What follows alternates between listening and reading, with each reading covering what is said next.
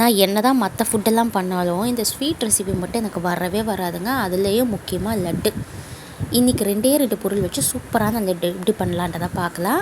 நான் வந்து 1 cup cut பண்ண தேங்காவை தோல் எடுத்துட்டு அதை வந்து 1 கப்பு வந்து மிக்சியில் போட்டு அரைச்சி எடுத்துக்கலாம். இந்த மாதிரி அதே கப்பில் 1/2 கப்பு வந்து வெல்லம், அதுக்கு வந்து ஒரே 1 ஸ்பூன் தண்ணி ஊற்றி அதையும் ஒரு பக்கம் கரைச்சி எடுத்துக்கலாம். கடாயில் வந்து ஒரே 1 ஸ்பூன் நெய் மட்டும் விட்டுட்டு பாதாமை வறுத்துட்டு எடுத்துட்டு அதே பேனில் மறுபடியும் தேங்காய் போட்டு வறுக்கலாம். தேங்காய் போட்டு அரைச்ச அந்த தேங்காவை போட்டு 2-3 நிமிஷத்தில் வெள்ளைப்பாகி அதில் சேர்த்துடலாம்.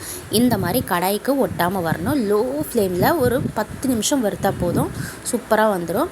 அதுக்கப்புறம் அதில் வந்து கொஞ்சம் தட்டின ஏலக்காவோ 2-3 ஏலக்காய் வறுத்த பாதாமையும் சேர்த்து நல்லா கிளறிட்டு எடுத்து கைக்கு நெய் தடவி லட்டு பிடிச்சா சாஃப்டாக சூப்பராக டேஸ்ட்டாக ஜூஸியாக செம்மையாக இருக்கும். இதோட நாளைக்கு பார்க்கலாம். பாய்.